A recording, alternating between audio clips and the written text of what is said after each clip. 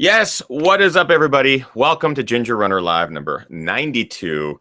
I was just talking to our guest before the show started about how he should have been one of my first guests because he's an incredible athlete in all disciplines. I have to make sure I mute my live video here. Great.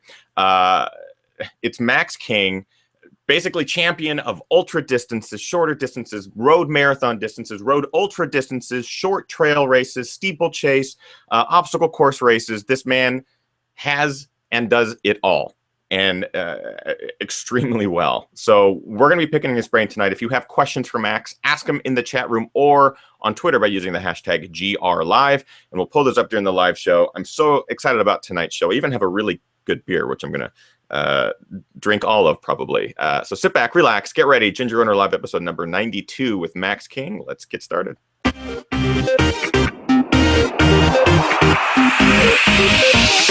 Ginger Runner. Yes, very, very stoked on tonight's show. Stoke level is 11 out of 3. That's a very good number. My guest tonight is an incredible athlete, has done ultra distances and has done marathons on the road, ultra marathons on the road, obstacle course races, steeplechase, has just an incredible background in all disciplines when it comes to running and running fast. It is Max King. Welcome him to the show. Finally get him on Ginger Runner Live, and that is, it is way too long. But Max King, what is up, buddy? Thank you for joining us. Yeah, thanks for having me on. It was funny, actually. The other day, I was talking to a friend of mine here in town, and she's like, "Yeah, so you got a couple of mentions on. I think it was you were on Talk Ultra or Ultra Runner podcast. Yeah, one of the two last week." And she's like, "Yeah, it's funny. Like you got a couple mentions on there, and I always like listening for your name." And Ethan Newberry, Ginger Runner guy, he like mentioned you like 3 times. I was like, okay, so he knows who I am. Like, why hasn't he called me yet? I think guys like you, Max, intimidating because I'm like, I'm not worthy of Max. I'm not worthy of getting him on the show. Like he's too badass of an athlete. He's probably too busy training all the time. My fear is I would email you and you'd be like, who's this jokester? Like, what is this? What a stupid show. Why would I ever want to do it? But yeah, man, I always talk about you as being like this. God, would it be amazing to be like Max King, just this incredible athlete? I'm already gushing. It's just too much gushing. You started out a little too heavy on the gushing. God, it's just starting too early. You got to meter it out over the course of the hour, man. Well, that's the show. I appreciate you guys watching live. This has been really fun. I am going to point out, I know you're a beer enjoyer. Am I right? You live in the capital of beer. Well, yeah, I live in Bend. I mean, how can I not be? I'm enjoying a Bear Republic Racer X Double IPA, which is nice. It's going to put me over the top tonight, Max. Yeah. Are you partaking in anything tonight? I know you have dinner and stuff ahead. Yeah, I've got dinner planned in a little bit, and I don't know. Usually, I've got a black beet porter actually in the fridge that's probably calling my name tonight. So, you know, I'm definitely a fan of the darker stuff. So, porters, stouts, stuff like that are usually what I go to. It's just what I like. So, I'm a big stout guy myself. I actually did a home brew of a stout, and it turned out terrible.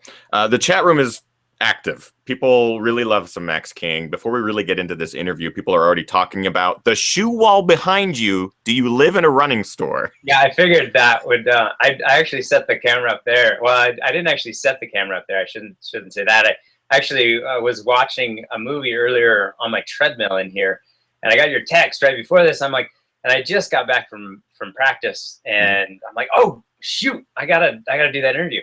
And so basically I came in and turned on that thing, and I was like, oh, this is actually a perfect backdrop. It's got my room in it and my shoe wall back there. So like, well, it'll work. It looks like a mess, but you know, whatever. It's my room. That's how I live. So.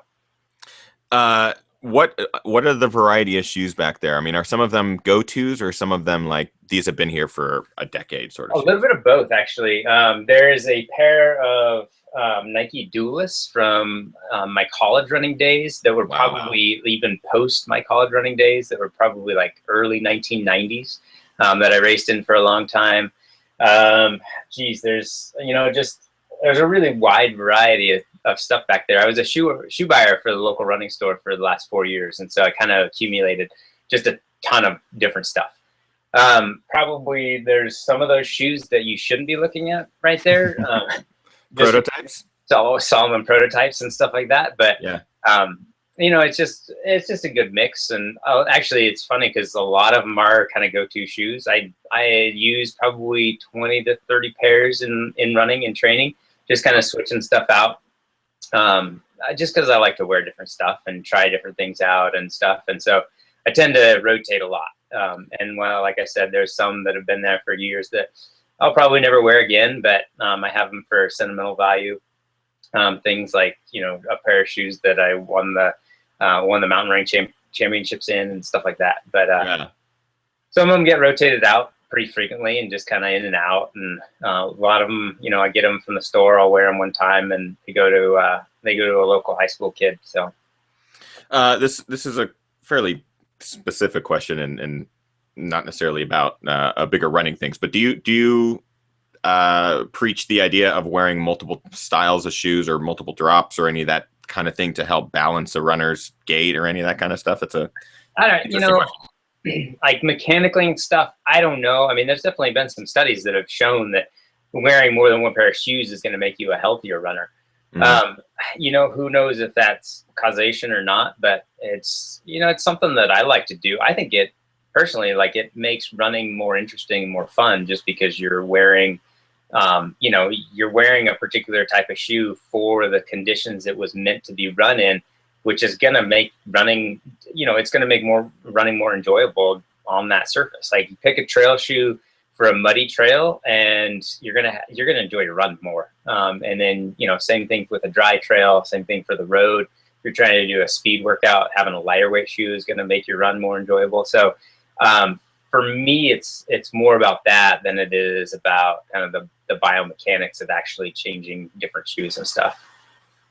We already have a ton of really great questions coming in the chat room. Again, if you guys are watching live and you have questions for Max, we're going to get to those on tonight's show. So ask them in the chat room. They tend to fly by pretty quick, so you can always use Twitter as well, just using the hashtag #GRLive. And we actually already have a question or a couple questions on Twitter, which I'm going to bring up here in a second. Max, I want to start talking about, I mentioned very briefly just kind of how disciplined you are in all of these different styles of running. I don't know whether to call them styles or what, but ultra distances, 100-mile distance, road marathons, Olympic qualifying time at LA this year, and you'll be at the Olympic trials in February. Warrior Dash, most recently, world champion, essentially, won the entire thing. When you started, which I imagine was a long time ago, did you have any idea did you have any impetus to try to run all these different disciplines? Was it something that just kind of drew you in? How did it kind of start for you? No, I mean, you know, I started in 7th grade. All I was doing was out there for track, and, you know, had a little bit of success in it. But, you know, as the years progressed and stuff, it's not like I ever really kind of focused on versatility. It was more, you kind of, you focus on one particular thing generally for most runners and stuff. And so you're just not gonna open yourself up to doing a lot of different events and doing them kind of mediocre. And so, no, it kind of all just kind of came about in this, like, after about 2008, when the focus was really on me just enjoying running and getting back to where I actually enjoyed it. 2008, I spent the year over in Eugene kind of really focusing on the Olympic trials for the steeplechase. And I enjoyed it, yes, but in the end result was not enjoyable for me. And so I, at that point, kind of made the conscious decision, you know, look, I'm just going to do what I want to do, and I'm going to have fun doing it. And once I stop having fun at this, I'm done. And so my key in everything that I do is making sure that I always enjoy it. I enjoy the journey. I enjoy the end result. And, you know, obviously not every day in training is enjoyable, but at the end of the week or the end of the month or whatever, I have to look back on everything that I've done and say, was that enjoyable? Did I have fun doing that? And to this point, that's always held true. And I always have. And that's why I kind of do what I want. And I love doing that. So it keeps me motivated. Yeah, I like the mentality of just doing what you love and doing whatever you're passionate about at that time. The first thing that came to mind is when I pick a race or pick a season or figure out what sort of races I'm going to do throughout a year, there's usually one that I'm trying to build up towards or some sort of A race. When you have so many disciplines that you really enjoy doing, do you find yourself picking an A race and training for that, or is it little A races throughout the year? How does that work for you? I've kind of, like, the last couple of years, I feel like I've kind of sectioned the year into kind of two different parts, like 6 months at a time. Races tend to be similar, but like last year, it was all about the road for the first half of the year. Like I did the LA Marathon, focusing on getting an Olympic marathon trials qualifier, and then I did Comrades. So I kind of had that whole road focus for the first half of the year, and then I totally switched and went all trail. And so at that point, I did Mount Blanc, I did the Ultra Vossen and the Rudd at the end of the summer. And then I've got San Francisco North Face coming up. And so kind of sectioned it into, road and then trail. And, obviously throwing little things in there at the same time, like Warrior Dash and stuff like that. But next year kind of is looking pretty similar as far as the first half of the year goes. So. Now, you mentioned a little thing like Warrior Dash, just throwing that in there. Yeah. I'm blown away by this. So the Warrior Dash the World Championship is a 4-mile loop. Maybe you can explain more details as exactly kind of how this course was laid out for you. You won. You're the world champion 2015 and 2014, correct? Yeah. $30,000 prize package, which works out. Competitor Magazine had a wonderful interview talking about how this worked out to about $1,000 per minute is what you earned, because you finished in 27:52. You can look at it that way, or it's incredible. You can also look at it in terms of all the training you put in prior to that, and then it doesn't work out so well. So kind of walk through the training leading up to this race. You're coming off of some big races, some ultra distances and road races, Comrades. Did you have to train specifically for the Warrior Dash? Yes and no. I mean, I had Ultra Vossen at the end of the summer, and then I did the Rut a couple of weeks before, like the end of September, and so it was a couple of weeks before Warrior Dash. And so what I was doing is, after Ultra Vossen, I was starting to punctuate my training with short bursts of speed and stuff like that, just to kind of help that, like, work on basically anaerobic threshold and anaerobic capacity. Mm-hmm. So I was doing some real short hills, some short sprints on the track and stuff like that. More than anything, just hoping that I was still going to be fast enough to be able to do well at Warrior Dash. And I got into Warrior Dash, and honestly, I didn't feel that great on the first couple of hills. There were a couple other guys there this year who were not there last year who were particularly good runners. Olympic steeplechaser Josh McAdams, as well as Brett Hales, who is another probably 840, maybe just under 840 steeplechaser. So I had my work cut out for me going into this year. More than anything, I think I kind of got lucky this year in how the thing just played out. It was more actually my endurance that carried me through. And I passed both of those guys late in the race, just because I had more endurance than they did. Huh. We got a great question here also from Nick. Nick in the chat room. Max, describe the pain. I'm going to actually add on to this question, but describe the pain associated with the steeplechase and how it differs from, let's say, a marathon or an ultra. And I want to add on there, how is the pain different in Warrior Dash, where it's a shorter distance, but you also have obstacles? Yeah. Well, so between like an ultra and a track race, it's just so different. It's kind of a slow burn in an ultra, or even a marathon. Marathon's, I mean, somewhere in the middle there, but you talk about an ultra, and it's just that slow burn of pain. You start out and you have to have a mindset of like, okay, I'm going out for a nice, easy, long run. Pretty soon, I mean, like, the last 10, 20, 30 miles of an ultra is it's gonna be pretty uncomfortable, but it's gonna be that low level discomfort. Yeah. Track race, I mean, you're out the gate hard. That first lap might be comfortable, but after that, you're digging and just trying to hold on and go as fast as you can. I mean, it's a much more acute type pain, and it's hard to describe the difference in terms of pain, but anybody that's ever run like a track workout or a fast 5K, and then, you know, come back with an easy long run or something like that, you kind of know the difference there and what that kind of feels like.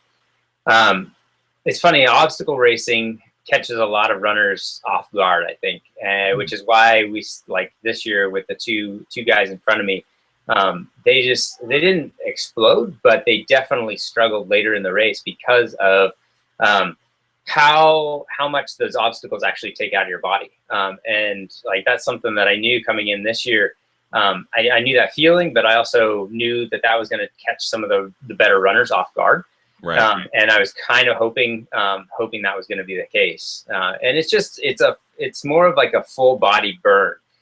You hop over a wall and all of a sudden you're recruiting blood back to your arms and your core.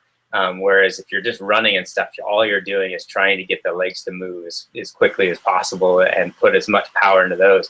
And then all of a sudden you've got to use that upper body and stuff.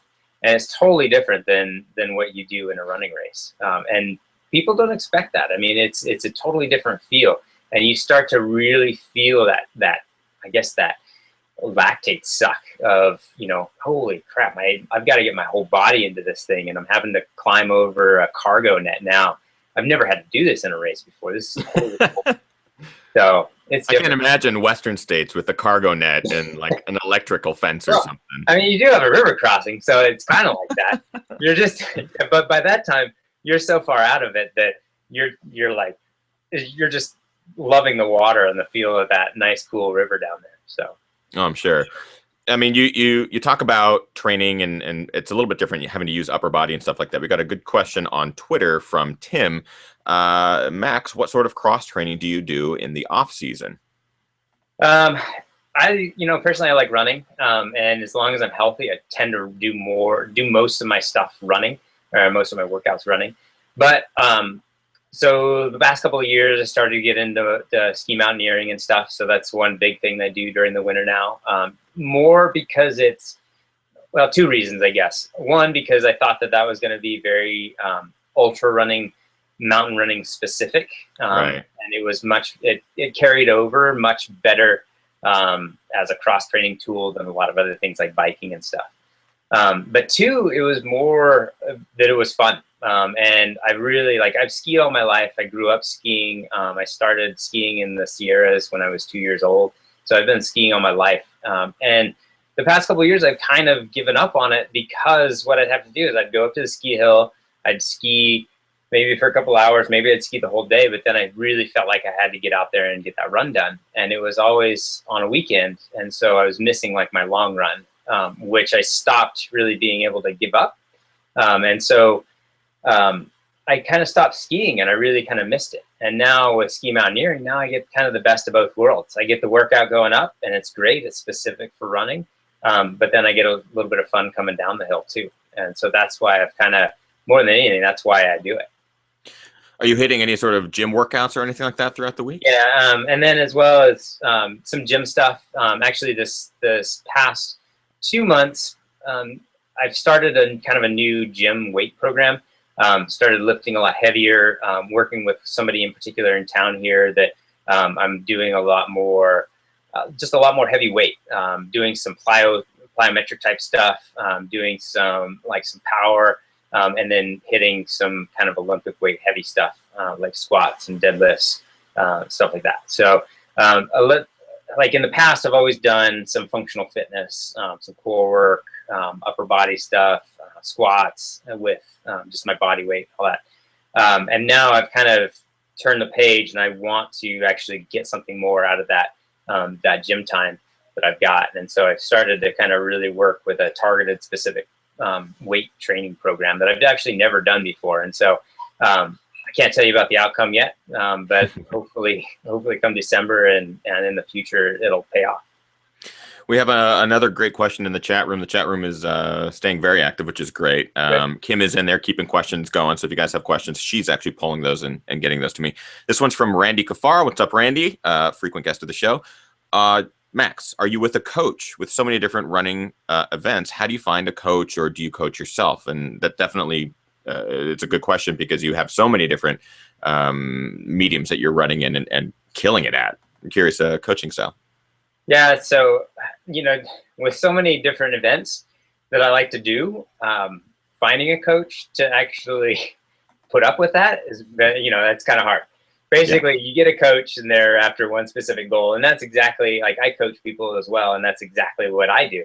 And so I even have a hard time coaching other people that want to do so many different things, and I probably put up with it better than most other coaches would, because I'm coming from that, and I totally understand that. But I've done a little bit of work here and there. I go back to my college coach, Jerry Smith, every once in a while, just for some help, particularly when I'm working to like a road marathon, because he's really good at that.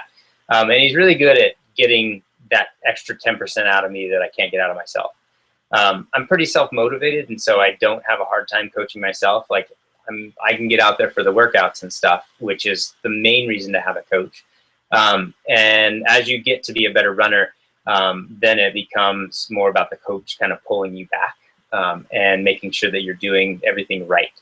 And so far, I don't do everything right by any means, but I've been able to kind of temper that and have a pretty good balance of hard work to rest, and making sure that I take care of my body and everything else. And so so far it's, to coach myself has kind of been working out. When I do need help, I go back to my college coach, who I entrust implicitly with everything that I do. But for everyone else out there,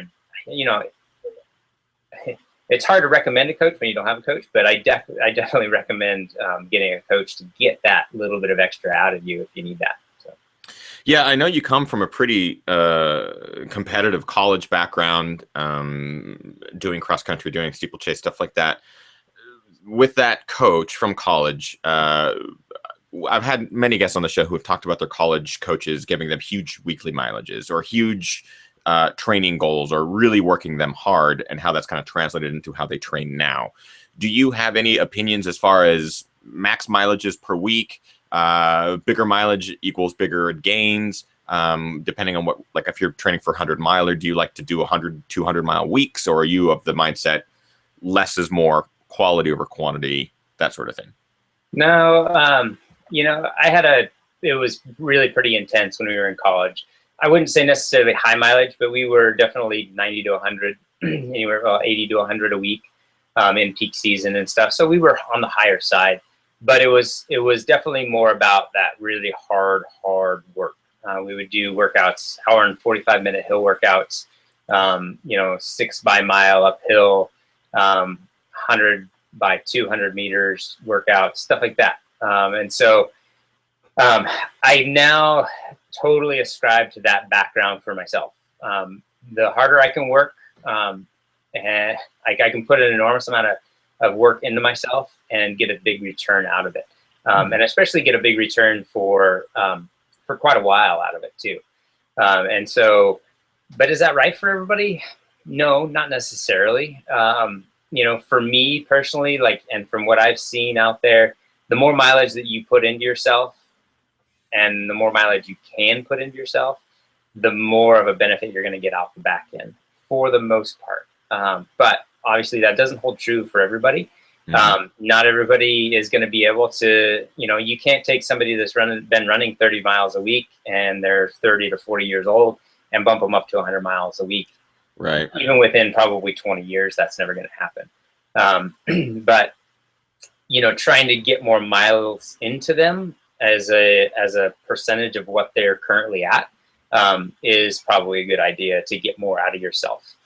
You're just going to be stronger. You're going to feel better, especially in longer races. And you're going to have a higher aerobic capacity, which is kind of all the things that you need to be able to get through a race faster. So, but obviously that doesn't work for everybody either. So you really have to be careful. And that's why a coach is so important, is that coach needs to know that athlete and know exactly what and why he's giving them what he's giving them. Are you finding yourself incorporating speed workouts more frequently than other training programs? I mean, are you really working on speed and long distances, or are you dividing it equally throughout the week, or you're giving yourself rest days between big workouts? I'm definitely I've definitely got a very, like, my coach was always, he was old school. And so a lot of what we used to do was based on Percy Cerutty, or Arthur Lydiard or something like that. So I still ascribe to those types of principles. And so I'm still doing a lot of that type of stuff, mostly working on aerobics, aerobic capacity, high-end aerobic capacity, tempo runs, hill workouts, that sort of thing. Very rarely do I do any kind of like pure speed workouts. And only when I'm really kind of getting up toward like a shorter race, like the Warrior Dash I threw in. I definitely did a couple of shorter, like high intensity sessions.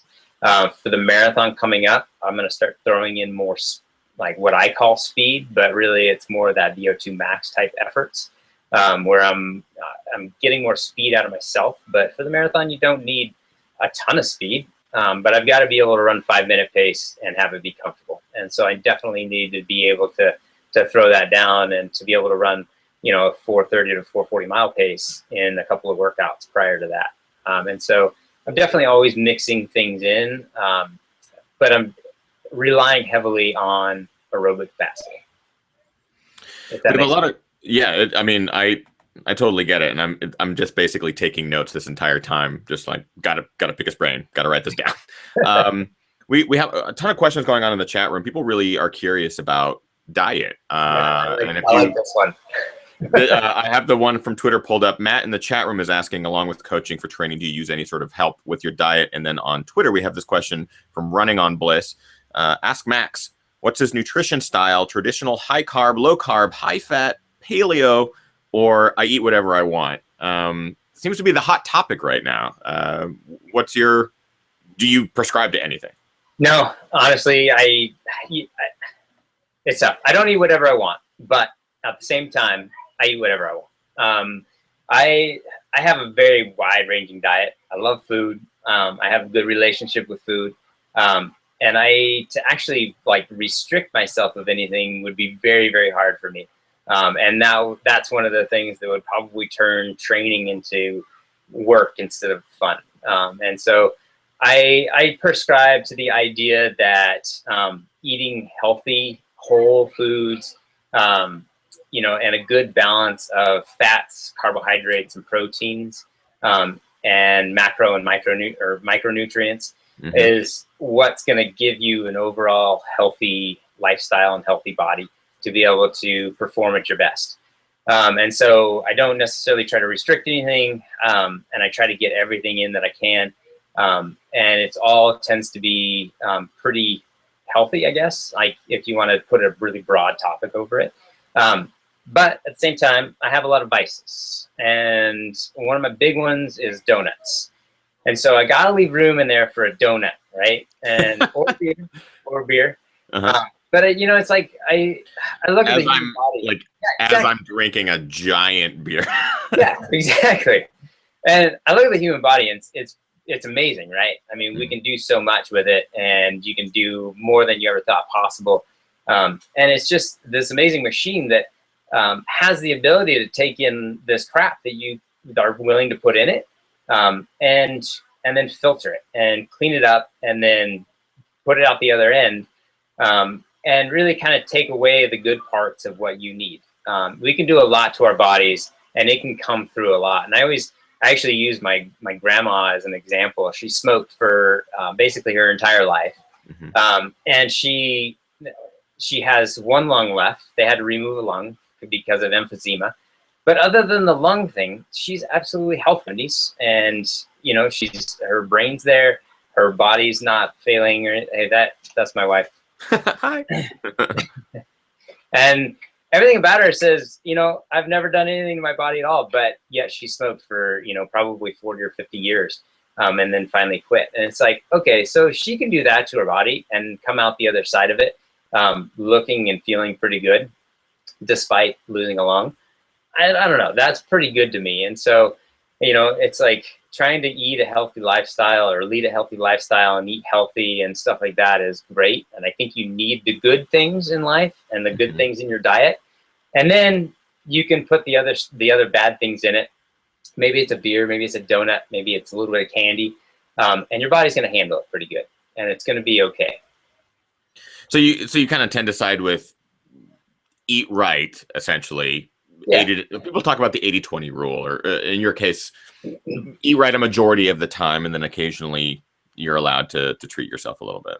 Yeah, it's like, I don't know. It's hard for me to put rules to it, but yeah. I know. Yeah. Well, I'm I not, liked it.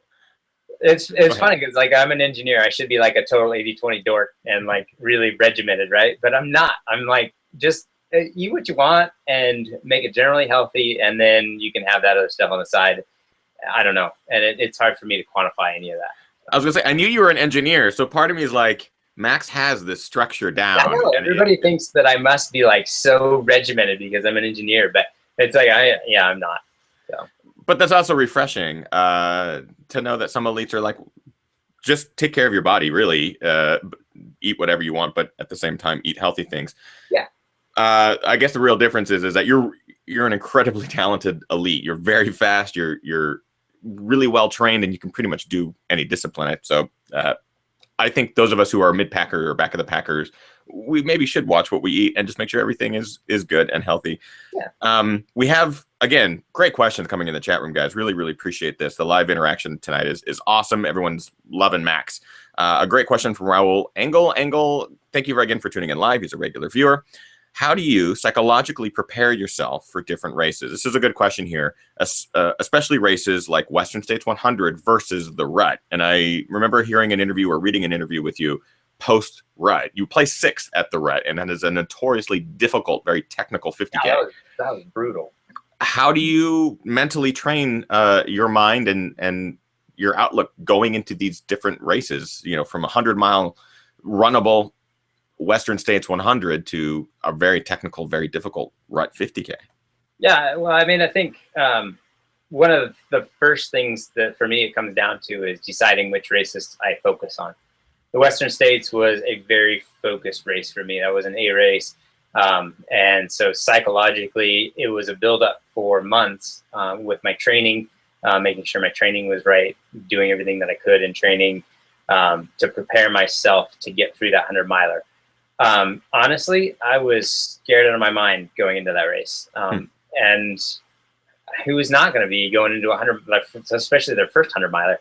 I was scared out of my mind going into that race, honestly. And, but that was kind of how I prepared myself, is just knowing that, yeah, I'm going to be doing something I've never done before. I have no idea how it's going to happen or what's going to happen on the back end of that race.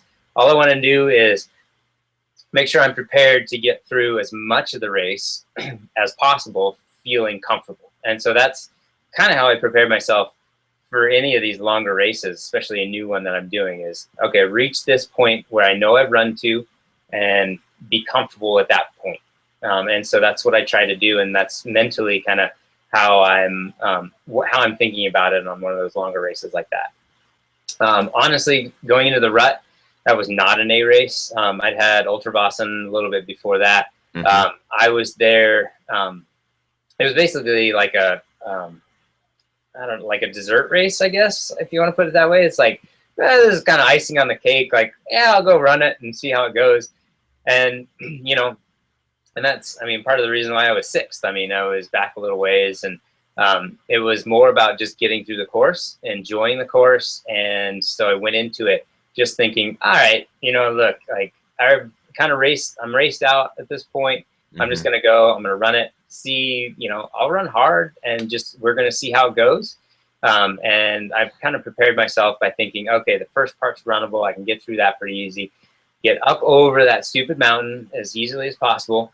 And then just run the rest of the way back to the finish line. And honestly, like, yeah, the first part went great. It was all runnable. And then I got to that stupid mountain. And it's like, I really enjoy those types of courses, but man, I suck at them.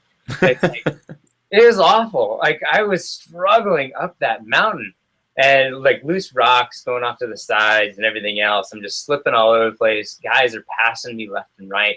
And it was just all I could do to get up that thing. And I was like, all right, just keep going, one foot in front of the other, laugh it off.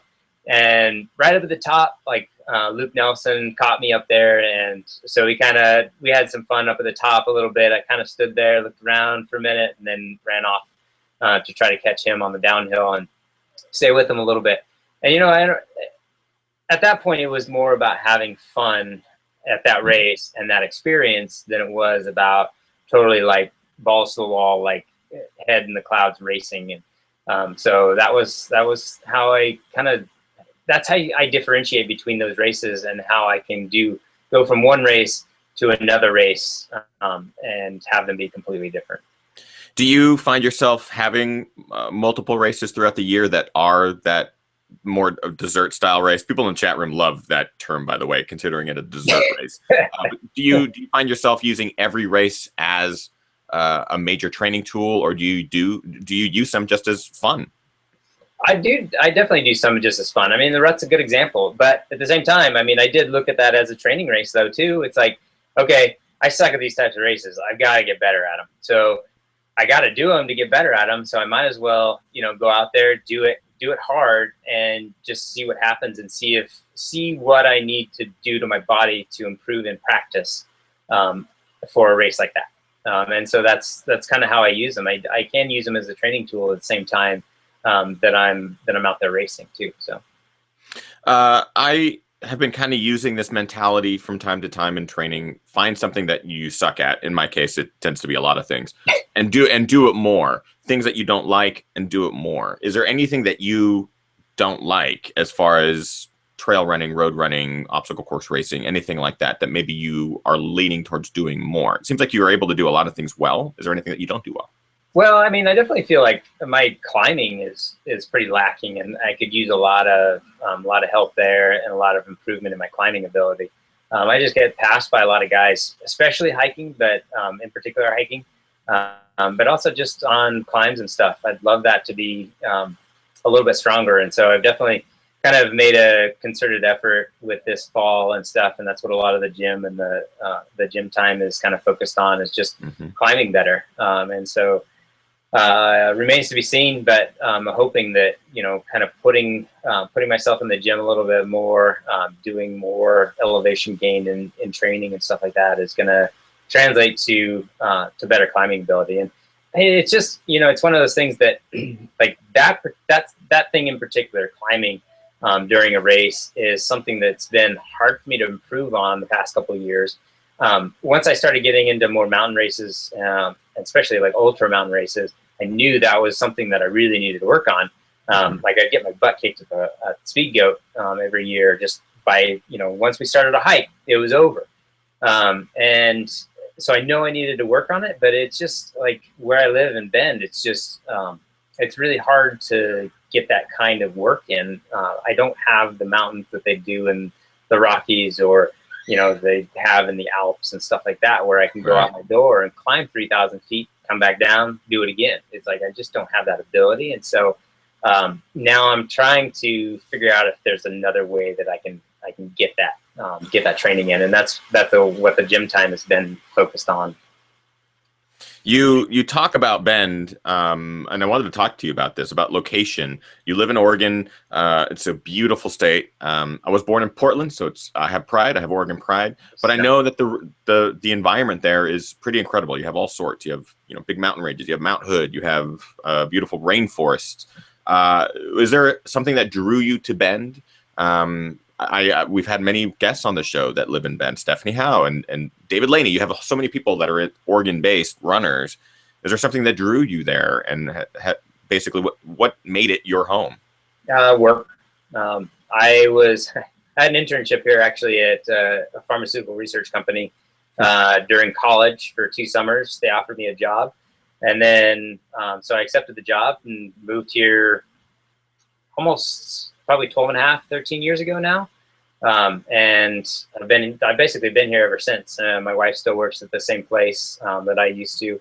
I worked there for about 8 years, and then went into footwear buying at Foot Zone and stuff. And so I've kind of transitioned on, but it's still, you know, a great place to live. My wife's got a good job, and so we're kind of based here. And so it's not particularly easy to pick up and, you know, just head to Flagstaff or head to Colorado or something like a lot of other people have that ability to do.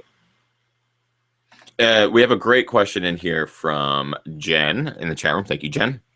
If you had to run one race tomorrow, what would it be, and where would it be, and why? See, that's actually, I like that question. A lot of people will ask, okay, what's your favorite race? And I don't have a favorite race. I just don't, because they're all different. But that, like, if I had to run a race and do it tomorrow, that's an interesting question. Caught me off guard there. Yeah, when I saw it pop up, I was like, that's perfect. Catching him off guard. Yeah. It depends on what discipline, right? Do you want to go into a long distance? You want to do obstacle course? You know, like, I think my favorite races, and it's funny that it's like this, but like the Rut is one of those races that I really enjoy, those adventure type races that is totally out there for me, because of the beauty of the course, because of like the trails I'm running on and stuff like that. It's not necessarily because I'm going to do the best at it. But I think if I had one to race right now, it would probably be Porpoise Island 50K maybe. Nice. It's something that I've wanted to run for a long time. I know it's a beautiful course. I've never run it before. And I've got to pick something I've never run before, and so I'd throw that out there. That is one of the most incredibly gorgeous courses I have ever seen.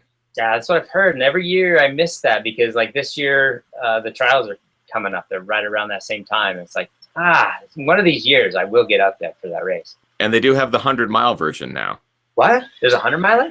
Yeah, it's basically the Orcas Island 50K times 4. They shorten the loop a little bit, and then they multiply it by 4. It's like 32,000 feet of gain or something. It's crazy. Okay, I'm going to stick with the 50K. Yeah, it's one of James Varner's little monster creations. Yeah, nice. I'm really interested in recovery because for me, in my experience, I sometimes need a lot of recovery. After big races, Western states, even the Rut 50K, which is a completely different discipline, but it uses a lot of strength and a lot of different muscle groups and stuff like that. Do you find yourself needing a certain amount of recovery? Do you give yourself a certain amount of recovery? We had a question about compression. Is there gear that you use for recovery? Anything like that? What's Max King's recovery plan? You know, actually lately I've been finding like the better shape I'm in for a race, the faster I'm going to recover. Obviously, I mean, that's kind of obvious, but I don't think a lot of people think of it like that. And so the better shape that you're in going in, the faster you're actually going to recover out of the back end. And so, like, you know, one of the things that I'm going to do just to front load that recovery is work on a lot of the specific things that you're going to have to do during the race. Obvious, right? Yeah. You're going to be fitter for the race, but you're also going to recover better. There's a couple of things that you can do post-race, though, that helps with your recovery that not a lot of ultra runners are always good at doing, like going to bed early that night, getting compression right on after the race and just wearing that out. Hydrating. Most ultra runners are pretty decent at hydrating right after a race because there's always beer around. And, you know, it's simple things like that. Taking care of your body, getting some food in it, and, you know, maybe even some building blocks, some amino acids and stuff like that, helping with recovery and starting to rebuild those muscles and get things going again. And so a lot of those little tips that are out there, I mean, there's a ton of stuff, a ton of information out there about recovery and stuff. But you kind of take one or two and it's good. You kind of combine all of them and it's even better usually. And so, you know, and giving yourself time. I don't think there's any specific like set amount of time that you have to give yourself. Like a lot of people used to say, oh, you need 1 day for every mile that you ran for a marathon or whatever back in the 80s. And it's like, yeah, we're not going to take 50 days off after running a 50 miler, right? So Right. Get back out there, do some active recovery, like just getting on your bike or going for a spin or something like that, doing some yoga. That's going to help turn on all those muscles without continuing the breakdown process. And it's going to help with that recovery and getting you back out there sooner, basically. Randy Kafar on the chat room is also adding on to that, dovetailing with mental recovery, fighting burnout. We talked to ultra runners on the show many times about doing 12 ultras a year or something like that. You don't seem to fall into that because you do a lot of distance racing or different distances. Do you find any sort of mental burnout, or is that better because you are doing different races? Yes and no. I mean, like I said earlier in the show, like the whole thing with when I restarted my running career up, the whole thing was about having fun with it and always making sure that I was having fun and never going back into that hole of like, okay, I'm training for this particular goal. If I don't I'm devastated by it. And that made it not as much fun. And by continuing to have fun, I've made it so I don't burn out so much because I'm always enjoying what I'm doing, especially the journey of it. And then also, like, you know, by switching things up all the time, what I'm doing, like doing the obstacle races, doing some road runs, going back to the marathon every once in a while, jumping in a cross country race next weekend. Those types of things keep me motivated to train. It's like some of them I actually use as training, as really good training workouts, but some of them I use to specifically get some sort of training in. Like Warrior Dash, for example, helped me get about a 1 month block of speed training in that I wouldn't have necessarily put in there if I hadn't been doing Warrior Dash. And so a lot of these things keep me motivated and spice things up by forcing me to get a particular type of workout in. It's just like the marathon. The marathon is going to force me into about a 2 month block of basically really hard track workouts.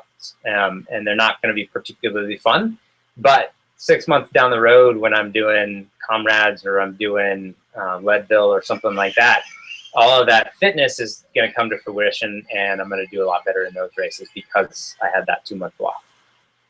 I definitely wanted to talk a little bit about inspiration as well. You inspire a lot of young athletes, high school, junior high, college, cross country. What was was it a Max King cross country invitational just occurred? Yeah, and it was Memorial. Pretty amazing. Yeah, it was. Say it again. It was Max King Invitational. It's put on by my old high school. And last year the coach called me up. He's like, "Hey, yeah, we want to do an invitation. We want to name it after you." And I'm like, "Oh, sweet, that's awesome. Just as long as it's not like a memorial thing that you're trying to do." And he's like, "No, it's just a Max King Invitational." I'm like, "That's awesome. All right, go for it." And so yeah, it's the second time they've done it. It was this year, a couple of weeks ago. I don't know. It's kind of flattering, you know, have an invitational named after you. That's pretty awesome. Have you ever thought about doing like being a race director or bringing races to Bend? Anything like that? Sure. I mean, not on like a full-time basis because I'm busy running, but yeah, I mean, I race directed this summer. I did the Mountain Range Championships here. We did the U.S. Club Cross Championships here 2013. I've race directed, I've race directed a bunch of races, but and then like tonight I just got out of practice with our middle school youth team that's going up to the Junior Olympic regional meet this weekend. So like it's those types of things. Like I love working with kids and trying to inspire like that next generation to get out there and not only just like to do that, like their outlet right now is track and it's cross country, but also to show them like, okay, you guys don't just have to do those two individual sports. Like there's a lot of other stuff out there. There's obstacle racing, there's trail racing, there's ultras. Like think about all the different disciplines you have to be able to actually run in, you know, and don't think of running as a punishment anymore either. Like that's one of the big things that, you know, we talk about a lot is making sure that running is something that you enjoy and you have fun at, and it's not this thing that's a punishment, and it's not painful. And so, you know, I love working with the high school and the middle school kids around here and stuff like that, and hoping to kind of inspire them to stay active and get out there and use their 2 feet. It's pretty cool because you come from a background of having so many. I think there's a bit of an echo. Can you turn your volume down just a little bit? I think my voice is echoing there a little bit. Ugh, I hate my voice. I think it's great because as kids grow up, I wish I had that. I wish I had that access to something other than, you know, I grew up doing cross country and I sucked at it. And so in my mind, I'm going, you're just going to be terrible at this forever. But to see someone like Max King who is excelling at all sorts of mediums and all sorts of distances, it's cool to know that you don't just have to run a cross country match. You can go do an obstacle course race. You can go do an ultra or train or that kind of thing. I think that's really cool. Someone brought that question up earlier in the chat room, and I wanted to make sure that I got it across to you. And the other question that came up was gear. And before we get to the Quickie question quiz, which we do with all new guests, you're sponsored by Salomon. You have a pretty amazing team of runners that you run with amongst the ranks of the Salomon team. Do you have input on gear at all? Is there going to be a Max King shoe that we can look forward to? Is there going to be anything that is tailored to kind of your style that maybe they have been working on? Yeah, well, so there's no Max King shoe, and I kind of felt like going in there, I was like, you know, I like a lot of these shoes. I don't see any reason to have to build a new shoe just for me. It's like, yeah, that's kind of nice, get your name on a shoe, but it's like, no, actually, honestly, that's been one of the really good things about getting on the Salomon team. You know, we do Advance Week every year where we get to kind of give feedback and prototype a couple designs and stuff, and really work one-on-one or in a team with the designers of the footwear, apparel, whatever. And they're very open to like actually working with the athletes and stuff and using that in their designs and stuff. And I've never been in another company that's been able to do that or wanted to do that. We can be kind of needy, you know what I mean? So when we got that opportunity, like I saw for the first time, like, okay, this is like Salomon uses their athletes and really cares like how the sport progresses and wants to make sure that as the sport progresses, it's based on what the athletes have in mind for it. And so, yeah, we've done a ton of different things with footwear. We're working on some new prototypes right now. That's it's going to be awesome. Honestly, it's going to be really cool, totally revolutionary. It's, you know, I was looking at, like, when I made the switch, I was kind of looking at my shoe wall behind me and noticing like what I had on my shoe wall. Yeah. And at the time I had, I think 8 or 9 different pairs of Salomons on the wall. And that kind of helped make my decision, and it made my decision pretty easy, knowing that I had eight pairs of Salomons that I actually liked to run in, things that were very specific for different conditions that that would help me reach my potential basically in a race, because of like the traction it had or the cushioning that it had, or they came out with a road shoe that was going to be, you know, that was going to work great for me, stuff like that. And so they really kind of up their game a little bit in terms of working with the athletes, and that's why I'm proud to be with Salomon and where we're at now. So that's really exciting, and they're definitely a brand that, as far as I've been reviewing gear now for years, and they're one of the few brands that every year they come out with some new piece of equipment that isn't necessarily going to be mainstream at all. I remember when they had the little soft flask, the little handheld soft flask like gloves, right? Yeah. Yeah. Like you're not going to see those selling in a mass market for marathon or road runners, but at the same time, you're like, that's kind of genius. Yeah. And like to know that they're kind of working on that stuff is really cool. And so to bring in athletes like you, and it was kind of like, you know, well, one athlete had that idea to come out with, okay, let's put a soft flask in my hand and make it into kind of a glove where I don't have to hold on to it. And it's like, well, all right, let's try it, you know? Right. What happens? And so, hey, it doesn't work. After a couple of years, there's a couple athletes that really like it, that works for them. And that's the beauty of the sport. Everybody likes something different. You know, when we're running, like my hydration, I use a belt still. That's what I like. A lot of people are using packs now. Some people like handhelds. I can't stand a handheld.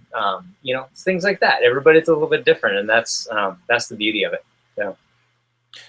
We're kind of approaching the end of the main interview. There's still questions coming into the chat room that I'm like, these are going to be great for the post show. I have to ask, who inspires you, Max? Who do you look to for inspiration? Ooh, another tough question off guard. You know, it's funny because I actually gave a talk on this to some ultra runners a couple of weeks ago at a film festival, and I was kind of talking to them a little bit. I'm like, you know what? The other runners out there, like I compete against the other runners out there. They don't inspire me. Guys like Killian and stuff like that. It's like, yeah, are they inspirational people? Absolutely. But for me personally, like, you know, you talk about some celebrity or runner or great athlete or something like that, and it's like, yeah, they don't really inspire me that much. I'm trying to compete against them. I'm trying to be you know, where they're at, basically. Not who they are, but where they're at. The people that really inspire me are the people that were sitting in the room, the people with, you know, that hang out at the after party of the race, and I can talk to them and I hear their story, and their story is absolutely incredible. And it's something that, you know, you never would have picked up I don't know, in any other sport where you don't get to interact with the other people in the sport. And it's, you know, it's talking to people who have, you know, hey, they've lost their job and they had nothing else to live for, and they found ultra running, and all of a sudden they just picked them up and inspired them to do something better with their lives, get healthy, whatever it was, like drop an addiction. There's tons of those out there. And that, to me, that's what's inspiring. And that's what, you know, I'm trying to use myself for, but what other athletes should aspire to is to inspire people to get out there and be active, and use running and sports to make their lives better. Yeah, great answer. I definitely want to talk to you. If you have time, we do a little post show on the show, usually 5-10 minutes, where we can kind of whip through all the questions in the trip that did not get asked. Sure. And I'm definitely going to want to touch on what Max King goes through when he reaches those low mental points in a race. And I don't mean to refer to you as though you're not here. What does Max King go through in these low points? But before we get to the post show, I have a little thing that I like to do with my guests who I have on for the first time, and that's called the Quickie Question Quiz. It's a series of very simple, easy questions that I ask rapid fire. You just come up with the first answer that comes to mind. I don't want to catch you off guard, so let me know when you're ready, and I will just fire them off. They're very easy, very simple. Okay, let's do this. Okay. What was your very first race? It would have been a track race in middle school. Honestly, I can't even remember. Favorite running movie? Favorite running movie? Oh, crap. Let's go Chariots of Fire. Nice. Trails or road? This is going to be a tough one for you, I bet. It is, but trails for sure. Your current favorite place to run? Favorite place to run? Timberline Trail. It's always one of my favorites. Is that in Bend? I'm assuming. No, around Mount Hood. Oh yeah. It goes up to Timberline Lodge. Sure. Yep. What is a bucket list race? Ooh, bucket list race. Bucket list race. Oh, I've got so many of them. But now that you've asked me, I can't think of one. Orcas Island is definitely. Orcas Island. Guilty pleasure TV show. Guilty pleasure TV show. Let's see. Oh, what was I watching the other night? The Dukes of Hazzard. Nice. That might be the best answer we've had yet. Yes. Favorite pre-race meal? I'm gonna be lame, but it's a bar. Just any bar? It's a bar. Favorite post-race indulgence? Post-race indulgence? I usually go for a big, juicy hamburger. That's usually pretty. That, a milkshake, and sweet potato fries. Nice. The milkshake is a nice touch. Yeah. And your current running kicks? What are you running in right now? My kicks, my shoes. Yep. I've got Swiftfoot socks on right now. Which of the 20 pairs should I pick? The Sense Ultra is actually one of my favorite shoes right now. I have those on my wall, but not this wall, the other wall. Good shoe. Yeah. And that is it. That's the Quickie Question Quiz. You survived. Right. Nice. So that is it for the main show with Max King. Max King, please remind the live viewers and those who are maybe watching or listening at a later date, where can they find you on social media so they can follow you, ask you questions, and reach out to you and connect with you? On Twitter, I am at MaxKingOR. OR is for Oregon. And then Instagram is also MaxKingOR, and on Facebook, it's just Max King. Go. Flock. Go to Max King and follow him. Let him know thank you for being on the show, because really it's an honor to have him on. It's an honor to get him to sit down for an hour, because I'm imagining him just running around all day, just training and kicking ass around the Oregon mountains. Max, dude, it was such an honor to have you on the show. I'm really excited to finally get you on. I know, finally, man. Finally. No, it was awesome. Thanks for having me on, and it's always a pleasure, like just seeing your work that's out there and stuff. I watched Gary Robbins, that movie about him running Wonderland. That was awesome work. So it's just it's awesome being on the show. We got to make a Max King movie. Yeah, totally, man. We got to do it. We'll make that happen. We'll figure out something for sure. So again, thank you for watching live. Stick around. We'll do a couple minutes with Max in the post show where we just kind of whip through questions in the chat room. Again, if you're watching live, thank you. Every Monday, 6 p.m. Pacific Standard Time, make sure you subscribe to the YouTube channel so you don't miss those. It's awesome to have Max King on. We got to get him on again. Obviously, we barely tapped into the questions you guys were asking, so that's a good sign. A lot of people have a lot of things to ask Max. Thank you again for tuning in live. Subscribe and social media, The Ginger Runner. Stick around if you are live, and we'll watch the post show. You guys are great. Until next week, episode number 93. Good night.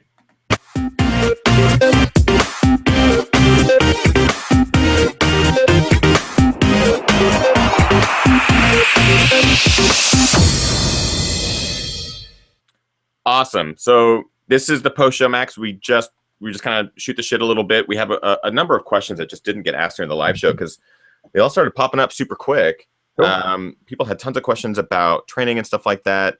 They're big Max King fans in the chat room. I'm going to kind of scroll up here. Let's see what we got.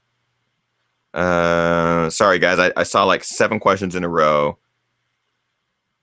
There's a lot of good luck. We love you. Oh, what's next, Max? What's next on your calendar of races? So we've got North Face 50 in San Francisco, December 5th. That's really the next thing. And then looking forward to the trials in February. And then just signed up for Comrades Marathon. So hopefully going back to Comrades again at the end of May next year. So that's my calendar right now. Are you, what was your experience like? Because you did Comrades for the first time this year. What was your experience like? Was it more overwhelming than you anticipated? Was it more difficult? Was it different? It was harder than I thought it was going to be. I thought it was more of I thought it was going to be a road race. Well, it was a road race, but it was a very hilly road race. So I looked at on my Strava when I got done, and it was like 6,000 feet of elevation of climbing for the up years. Yeah. And 3,000 back down. And it's like, that was incredible to me, like to actually see just how much climbing we had to do during that race. And I don't know, I went in a little underprepared, and a little bit injured. I had a calf thing going on, and it just did not go like I planned. I thought I was going to hop in there, run it like I did the 100K championships a couple of months before, but man, it did not go that way. So. But you're going back. Are you going back for revenge, for redemption, just to see what it's like a second time? And now, I mean, yeah, it's a little bit of redemption, sure. I want to do better. I want to better myself, better my time. It's a downhill this year, and so that'll be a little bit different. And I'm hoping that kind of plays into my strengths a little bit more. And so we'll see what happens. But I know what I need to do in training to make things a little bit. I don't know. I'm just more prepared mentally, and hopefully I will be by then physically too. We've had this question from Nick. Nick, I saw the question early. I wanted to make sure I asked it in the post show because it's a very specific question. Nick's been just dying to know, Max, will you be running Ice Age Trail 50 in May? No, I will not be. I will be getting ready for Comrades at that point. So. Sorry, Nick. Nick was asking like the whole show. He was so curious to know because I'm guessing Nick maybe sorry, you were running. Then we had a couple questions here. Running with your daughter. I just saw that one. There we go. This is from Raul Engel. Any races with your daughter coming up? I saw your little video with the kid runner. With kid runner. No, nothing planned. But I mean, this year, if we can find something, I definitely. We'll probably do something this year with the kid runner, so we'll see. I don't know, nothing planned yet, but kind of look for it. And it's actually so the kid runner now. I don't know, Ethan, if you're familiar with it, but it's a pull behind stroller and stuff. And so it has like a belt attachment, right? Yeah. Like Yeah. And we just got off the ground. We just started taking pre-orders. We're definitely looking for help there. We definitely need a lot of people to pre-order that in order to really kind of actually get it off the ground. And so that first big step that we took a couple of months ago to actually start accepting pre-orders was pretty huge for the team. And now we're just working on keeping those pre-orders coming and getting those in, and hopefully get enough to where we can actually manufacture it. So. It's funny. I think one of the marketing, I forget if she works from the marketing department or what, but I used to work with her in Seattle, and she reached out. She's like, "Hey, I don't know if you have kids, but we have this kid runner thing. I actually don't think you have kids, but you should check out this stroller." I was like, "No, I don't. I don't have kids, but it looks awesome. Like the belt attachment, and you pull the stroller behind you. It actually looks pretty cool." Well, if you're ever up here and you want to borrow a kid or something, I have two. Hey Max, yeah, I'll ring your doorbell. Ding dong. Can I borrow your kid? Just want to go Yeah, for a run real quick. anytime. Come on by. We have a good question here from Adam. Everyone is saying ask Adam's question. I'm reading it now and it's brilliant. Max, if you could be any animal, but you have to keep your human head, what animal would you be? It's going to be a freaky looking animal. I don't know. One thing that I really like are pronghorn antelope, just because they're so freaking fast. Like watching those run across the prairie or on the high desert, it's awesome. So I think I'm gonna go with pronghorn antelope. I would choose an eagle just because I think it would be the ugliest creature on earth. A ginger eagle would be terrifying. It'd be absolutely terrifying. Barry. Oh, I'm going to totally mispronounce this. Barry McCossiner. Sorry, Barry. Any advice for someone trying to get into running but just had a torn meniscus surgery 6 weeks ago? My dream is to run a marathon one day. But yeah, any advice for someone maybe coming off of a pretty severe injury on how to get into this? Just wait. Wait till that meniscus heals up. I had a friend of mine that had surgery on that meniscus. He got back on it too soon, ended up tearing again, and was off of it for probably 3 times longer than he actually should have been. But now he's back running and feeling good and can do everything. So wait, give it time, and then start slowly. Start with building up some muscles. Work on all the stabilizing muscles. Hitting the weight room and doing a lot of like that functional fitness type stuff is a really good way to kind of strengthen all those peripheral muscles. And get the knee joint stronger and your hips stronger so that you can handle that jarring of the run. So we had a good question from Dylan early on in the show, and I copied it over because I want to make sure to ask it. Have you ever suffered any sort of extreme injury or anything like that in your running career or athletic career that took you out for a long time, maybe a stress fracture? If so, how did you recover from it? I hit my head really hard one time. I had to go to the emergency room, but I ran districts the next day. Does that count? That sounds terrible. Were you all there when you ran districts? Totally. Yeah, no concussion. So the nice thing about it is like I have a really hard head and I have a small brain inside, and so it kind of rattles around a little bit. But when it swells, it doesn't actually push. It doesn't put any pressure on it, so it's fine. No, is that what the doctor said? You have a small brain, so everything's good. You have a small brain. My coach was so pissed. I was rollerblading at the time actually, and hit my head on a beam. No, I've been really, really lucky, and I continue to be really lucky in terms of like not having a lot of injuries. My worst injury was IT band. Basically, my IT band locked up. A lot of it was because my glutes and stuff weren't working, and so it was like it was a really long process in the end to get things to where mechanically I was working better than I was before. And so it took about 3 months off, really working on glute strength, glute activation, and all that stuff, so that when I did start running again, mechanically I was much more sound. And ever since then, I've been really, really strong and really, really good with injuries. So we have a good question here from Twitter from Aaron. Tips does Max have for running so fast uphill workouts? I guess that's the question. Does he do a lot of VO2 max? Does he do a lot of VO2 max workouts? I'm guessing some uphill training and stuff like that. Do you do a lot of that? Well, Aaron, one of the things that I'm going to have to preface this with is that I am not the greatest uphill runner. So there are maybe other people out there that have a better idea of how to actually get better at this. But things I've been working on are easy runs uphill. So finding a long hill and just sustaining a nice, easy effort, kind of like you would do for an easy run where you're trying to keep your heart rate low, but you're trying to be in an aerobic state and just trying to get your aerobic capacity up.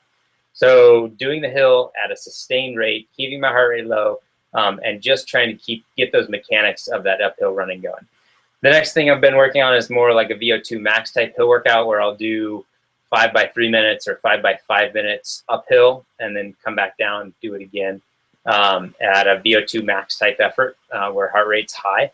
And then the next thing that I'm starting to work on is obviously I'm starting to do gym work to help just with that overall strength in my glutes and stuff. Hopefully that'll help me go uphill faster.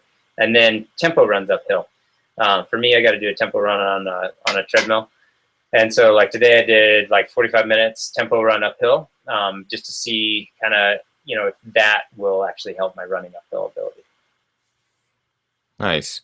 Hope that answers some of your guys' questions out there. I realize that we have kept Max far too long. He has a family to take care of, friends. We got to let him go to his family. But we'll get Max back on the show because just an awesome guest and really great questions that we haven't even delved into that I know Max has some amazing answers for. Max, remind people again where they can find you on social media and stuff. Yeah, Max King OR on Twitter and Instagram, and then Max King on Facebook. So it should be pretty easy to find. But do it. Show him some love. Max, again, thank you, man, so much for joining me tonight. Really appreciate it. Go enjoy your dinner, enjoy your beer, enjoy your family. And for those of you who are watching live, thank you again. We'll see you guys next Monday, 6 p.m. Pacific Standard Time for another Ginger Runner Live. We're getting up there to 100. We have to celebrate somehow. And Gingermas will be starting December 1st. So keep your eye out for posts regarding Gingermas. Lots of prizes to give away. Lots of cool stuff. So that's it for tonight's show. Thank you, guys. Get out there, train hard, race hard, and party the hardest. We'll see you next week. That's it. Good night.